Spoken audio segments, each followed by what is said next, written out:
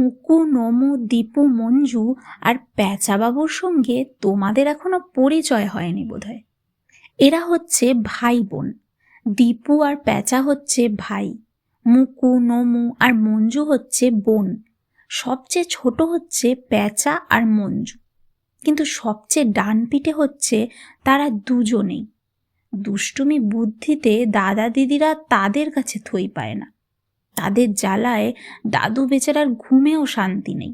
মঞ্জু চুপি চুপি গিয়ে ঘুমন্ত দাদুর নাকের ভিতরে করবে নস্যির ডিবে খালি, আর কাঁচি নিয়ে প্যাঁচা দেবে দাদুর গোপজোড়া কচ করে কেটে।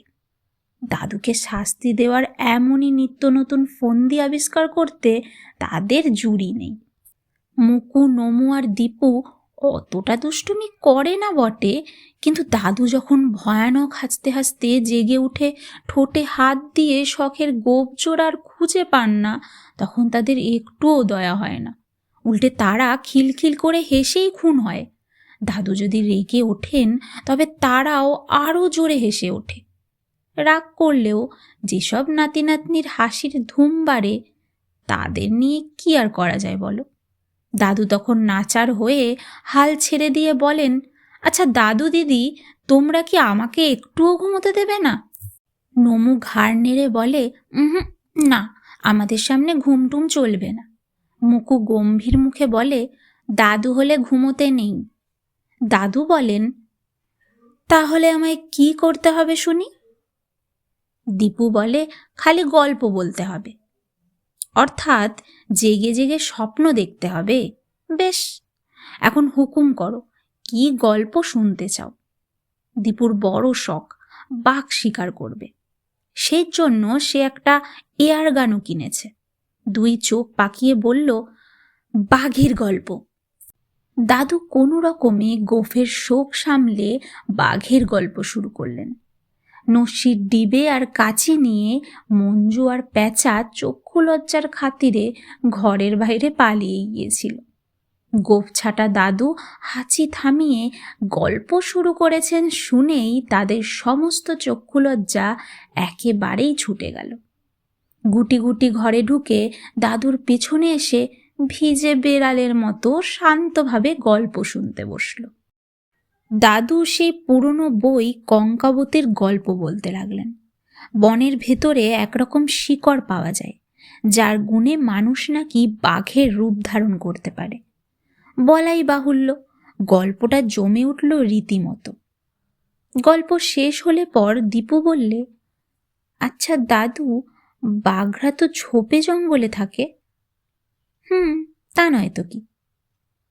প্যাঁচা বললে, আমাদের খিড়কির বাগানে তো অনেক ঝোপঝাপ আছে, সেখানে দিনের বেলায় রোজ আমরা খেলা করি, কিন্তু বাঘটাক তো দেখিনি দাদু।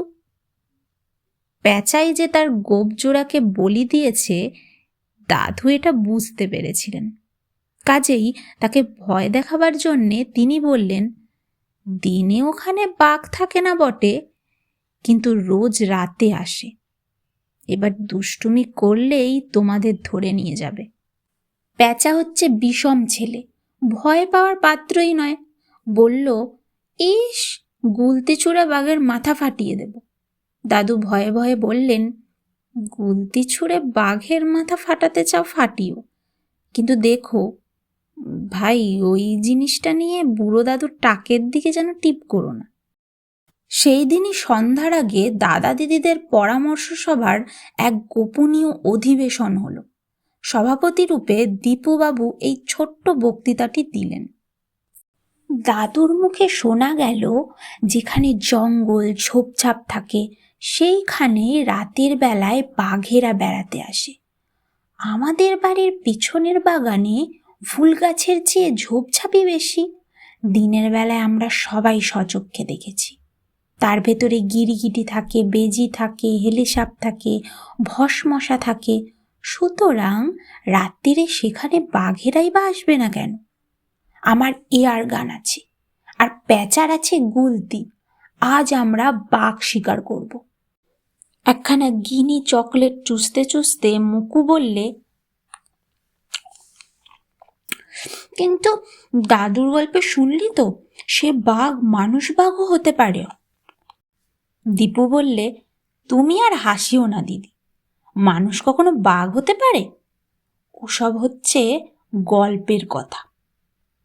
নমু বললে, কিন্তু রাত্রিরে যে আমরা ঘুমিয়ে পড়ি। আজ আমরা কেউ ঘুমোবো না। বাবা মা ঘুমোলেই আমরা পা টিপে টিপে ঘর থেকে পালিয়ে আসব। কিন্তু দীপু, রাত্রিরে বাগানে বাঘ ছাড়াও তো আরো কেউ কেউ বেড়াতে আসতে পারে। আবার কি আসবে? ভূত আর পেতনি আমাদের দেখতে পেলে তারা কি বলবে? এইখানেই দীপু মস্ত ধাঁধায় পড়ে গেল। সে বাঘ শিকার করতে পারে, কিন্তু ভূত পেতনির সঙ্গে দেখা করতে রাজি নয়। বাপরে, তাদের পায়ের গোড়ালি নাকি সামনের দিকে।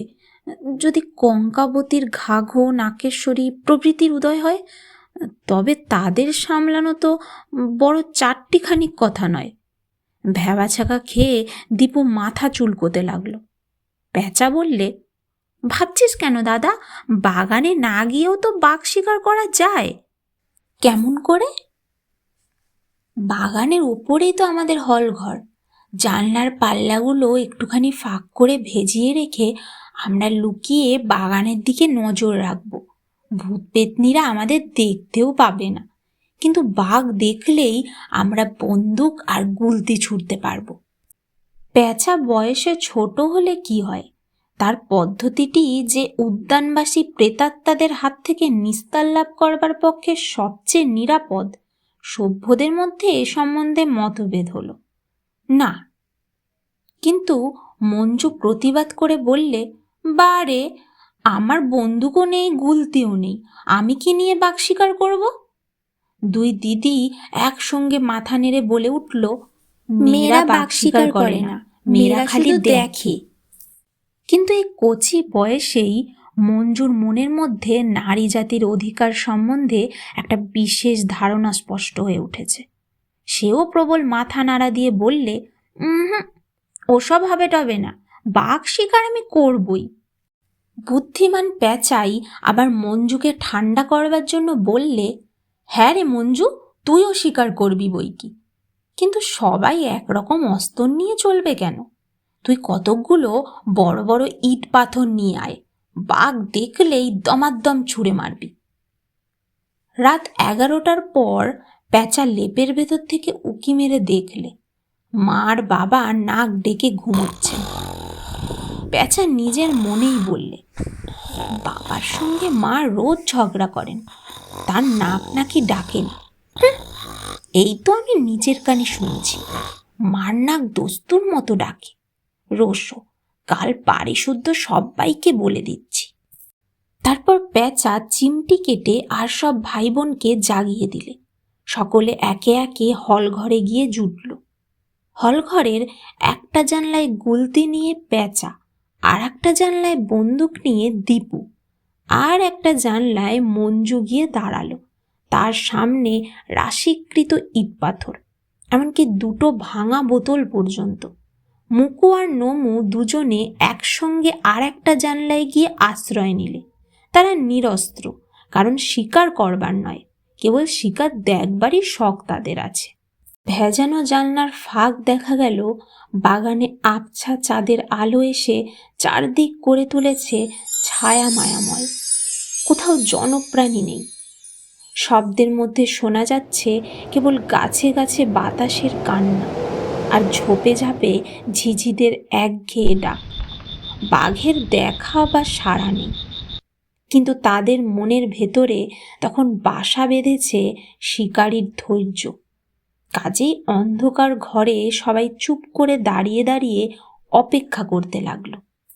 হলঘরের বড় ঘড়িতে যখন 12টা থেকে 2টো পর্যন্ত বেজে গেল এবং বাঘের আশায় তারা যখন দিয়েছে জলাঞ্জলি, এবং নমু ও মুকু যখন দাঁড়িয়ে দাঁড়িয়েই চোখ মুদে ঘুমোবার চেষ্টা করছে, তখন প্যাঁচার মনে হলো ছায়ার মতন কি একটা বড় মূর্তি স্যাত করে এ ঝোপ থেকে ও ঝোপে গিয়ে ঢুকলো। দীপুও দেখেছিল, মঞ্জুও দেখেছিল। ছোপ থেকে মূর্তিটা আবার যে আত্মপ্রকাশ করলে, অমনি দীপু ছুড়লে হাওয়ায় বন্দুক, প্যাঁচা ছুড়লে গুলতি এবং মঞ্জু ছুড়লে ভাঙা বোতল। সঙ্গে সঙ্গে বিকট এক আর্তনাদ, বাপরে মারে, মরে গেছি রে। এ যে মানুষের গলা। ও গো মা গো, ভূত গো বলে চেঁচিয়েই নমদিদি দিলে তীর বেগে সে ঘর থেকে চম্পট। দীপু দাদার শিকারের শখ উপে গেল।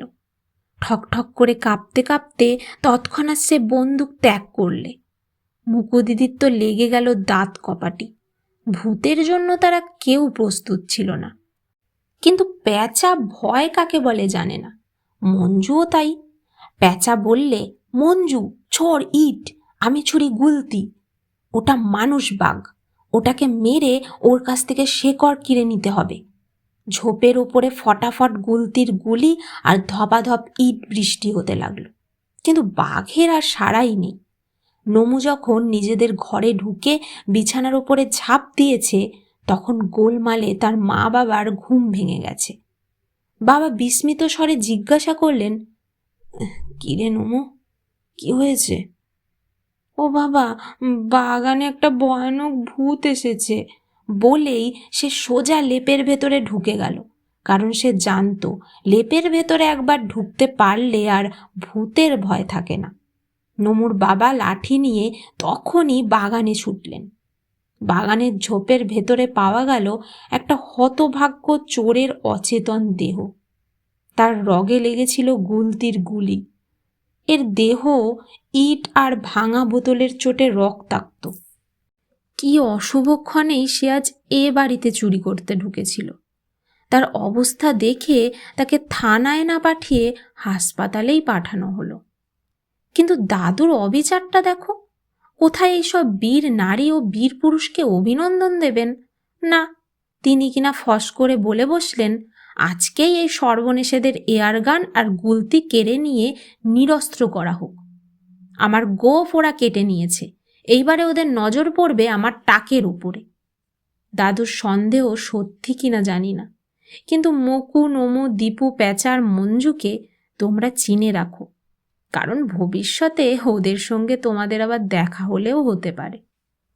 হেমেন্দ্র কুমার রায়ের বাগানের বাঘ গল্পটি আজ এখানেই শেষ করলাম। এই মজার গল্পটি যদি আপনার ভালো লেগে থাকে তাহলে অবশ্যই লাইক করে দিন।